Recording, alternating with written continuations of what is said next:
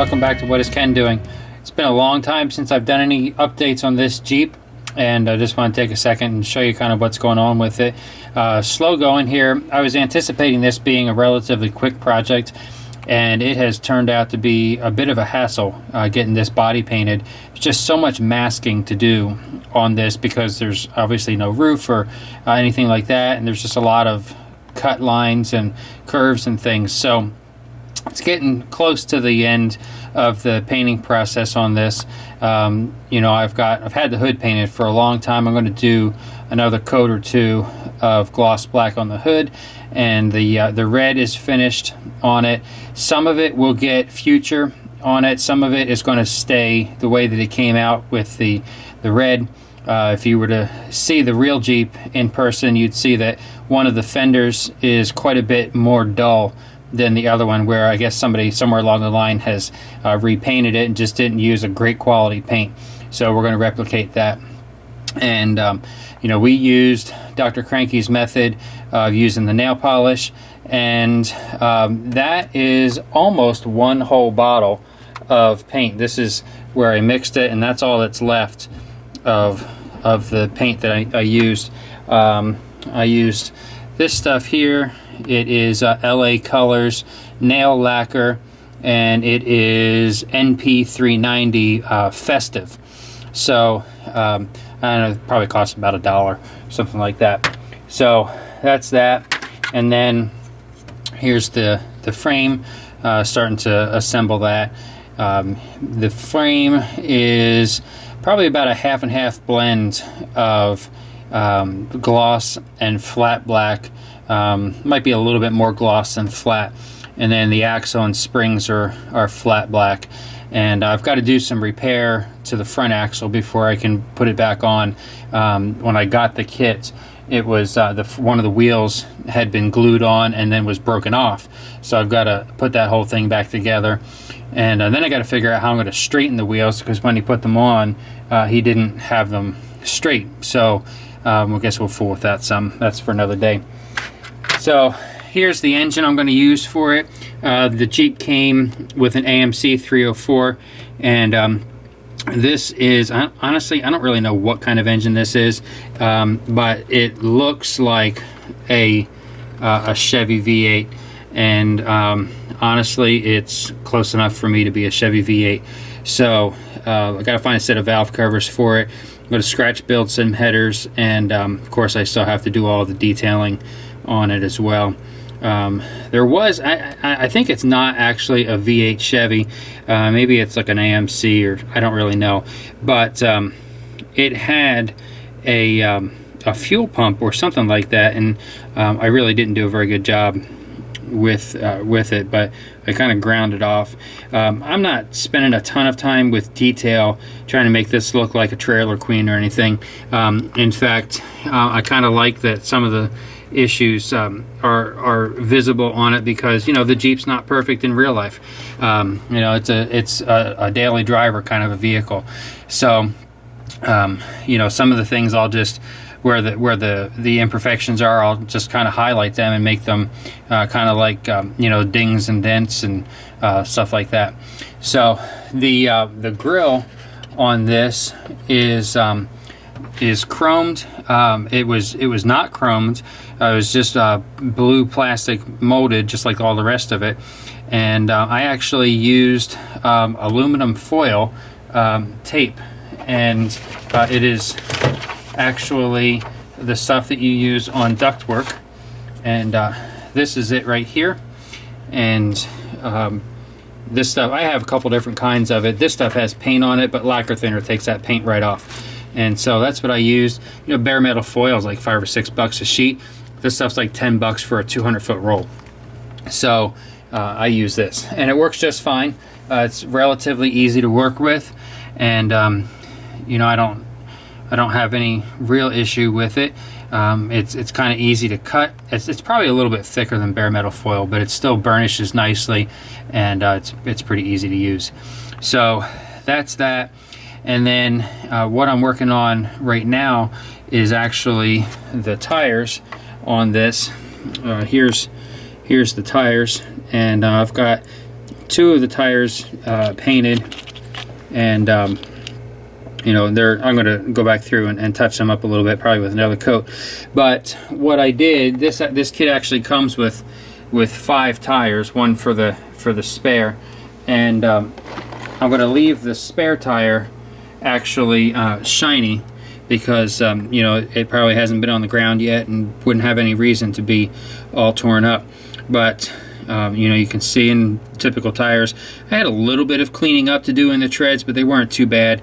Had a little bit of trimming to do around the center of the tire, and probably this one probably still has a little bit more to trim up. But you know, I just did the old-fashioned sandpaper. You know, here's just an old piece of, let's see, this is 120 grit, and that's just an old piece. It's all beat up, probably been on a dozen wood projects, and you know, it feels more like 400 or 500 grit now. But you know, I like these because they're good and durable, especially with that Velcro back on them. It's real easy to fold them, and they don't get all torn up and wrinkled, or you know, cracked up, whatever. So that's what I use.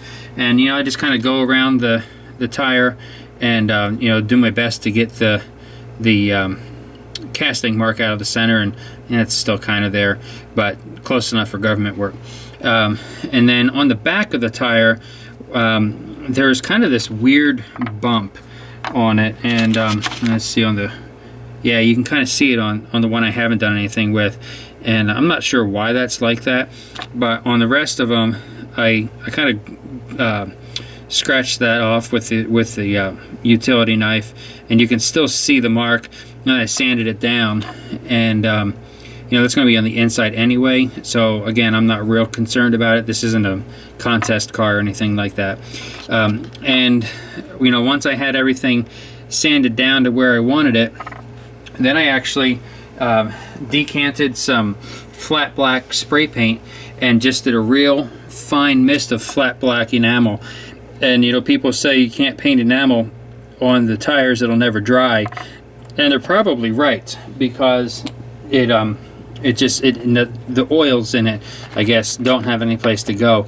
But it was such a fine mist that it was basically dry as soon as I put it on there, and that was just enough to kind of even out the sanding marks and you know, kind of make the tire look a little bit more natural. The white letters are acrylic paint, Hobby Lobby, you know, $1.50 or something like that, for that stuff. And I did not get the pure white or the snow white or whatever they called it. This stuff is actually, this is called warm white.